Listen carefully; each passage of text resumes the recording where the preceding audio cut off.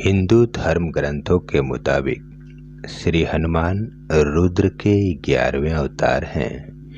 वे कई गुणों, सिद्धियों एवं अपार बल के स्वामी हैं। परमात्मा कहते हैं कि अगर उपवास से भगवान खुश होते तो कई दिनों से भूखा वो भिखारी सबसे खुशनसीब इंसान होता। उपवास अन्न का नहीं, बुरे विचारों का करें।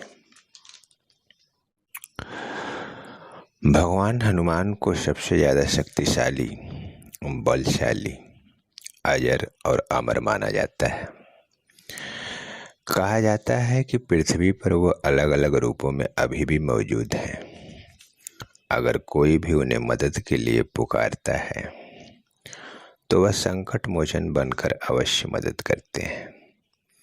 तो सवाल यह है कि इतनी शक्ति आखिर हनुमान जी के पास आई कहाँ से, और वे कितने शक्तियों के स्वामी हैं। घटनाक्रम की शुरुआत तब हुई जब स्वर्ग की अप्सरा अंजना को ब्रह्मा जी ने श्राप दे दिया था कि तुम बानर बन जाओ।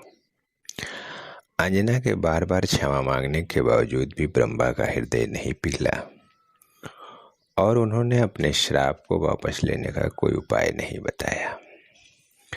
लेकिन उन्होंने अंजना को बताया कि वो पहले वाला रूप धारण कर सकती है जब वह एक बानर को जन्म देगी, और वह बच्चा ब्रह्मांड में सबसे ज्यादा शक्तिशाली होगा।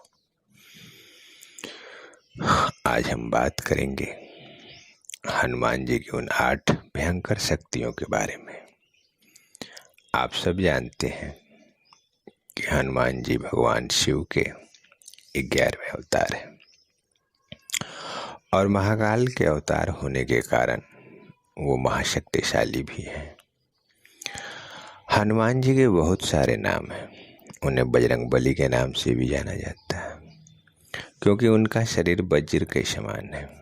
उन्हें पवन पुत्र भी बोला जाता है क्योंकि हवा के देवता ने इन्हें पालने में एक अहम भूमिका निभाई थी। इन्हें राम भक्त भी बोला जाता है क्योंकि हनुमान जी श्री राम के सबसे बड़े भक्त हैं। हनुमान जी कई सिद्धियों और अपार बल के स्वामी हैं।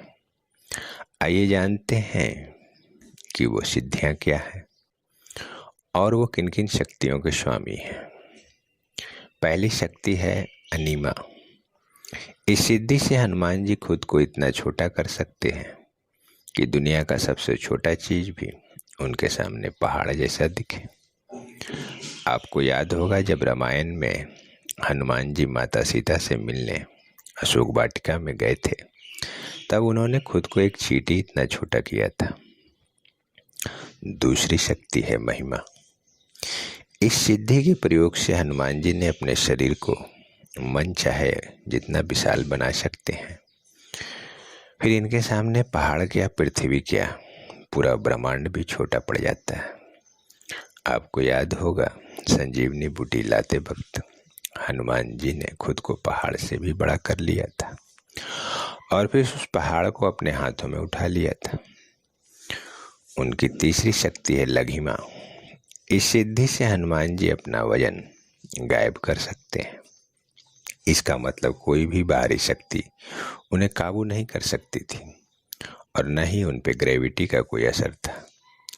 इसकी वजह से वो लाइट की स्पीड से भी ज़्यादा तेज उड़ सकते हैं, क्योंकि अगर साइंस की माने तो आपके शरीर को लाइट से ज़्यादा स्पीड तक जाने के लिए वेटलेस होना होगा। उनकी अगली शक्ति है गरिमा। इस सिद्धि से हनुमान जी अपना वजन कितना भी बढ़ा सकते हैं, उन्हें हजारों हाथी भी नहीं हिला सकते। आपको याद होगा कि महाभारत में भीम, जिसके पास हजारों हाथियों का बल था, वह हनुमान जी की एक पूंछ भी नहीं हिला पाया था। उनकी अगली शक्ति है प्राप्ति। अगर यह सिद्धि किसी के पास हो तो वह मनचाही चीज को पा सकता है। हनुमान जी के पास ये शक्ति थी। जैसे कि बचपन में उन्होंने सूर्य को निगल लिया था, लेकिन इंद्र के ब्रज के प्रहार से सृष्टि के कल्याण हेतु उन्होंने फिर सूर्य को वापस छोड़ दिया था। उनकी अगली शक्ति है प्रकर्मण्य। ये सिद्धि लक्ष्य को पूरा करने के लिए किया जाता है। इससे किसी भी आप लक्ष्य को प्राप्त कर सकते हैं।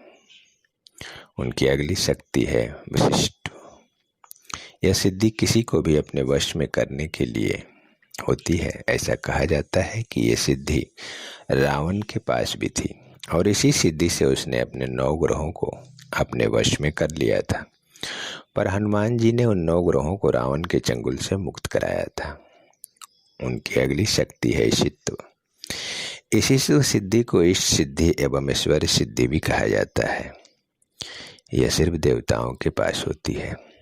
इस सिद्धि की वजह से हनुमान जी को ईश्वर समान स्वरूप प्राप्त होता है और यही कारण है कि वे किसी भी भक्त के लिए संकट मोचन बन जाते हैं। लेकिन हनुमान जी अपनी शक्तियों को क्यों इस कलयुग में प्रयोग नहीं करते? ऐसा इसलिए कि कलयुग के शुरुआत में ही मनुष्य के दुष्कर्मों से वो विचलित हो गए थे और भगवान शिव ने उन्हें पुनः अपने लक्ष्य से अवगत कराया, जिसके बाद हनुमान जी भगवान श्री राम द्वारा दिए गए उन कर्तव्यों का पालन करते हैं। हनुमान जी को श्री राम ने कलयुग के अंत तक धर्म एवं राम कथा के प्रचार का आज्ञा दिया था। तो फिर वो कलयुग के अंत से पहले कैसे हमारी मदद कर सकते हैं? कलयुग के अंत में उनका मिलन कल की अवतार से होगा। कलयुग के अंत में जब भगवान कल की पृथ्वी लोक पर अवतरित होंगे, तब एक समय ऐसा भी आएगा जब हनुमान को कल्कि के रूप में भगवान श्री राम के दर्शन होंगे और तब भगवान श्री राम के दिए हुए उन वचनों का कार्यकाल भी पूरा होगा और हनुमान जी को शिव के अवतार हैं, वह पुनः भगवान शिव में समा जाएंगे। अतः आप संपूर्ण हनुमान का स्मरण करें और हमेशा ये याद रखें कि इंसान अपनी खुद की नज़रों में सही होना चाहिए। दुनिया को छोड़िए, दुनिया तो भगवान से भी दुखी है। जय श्री कृष्ण।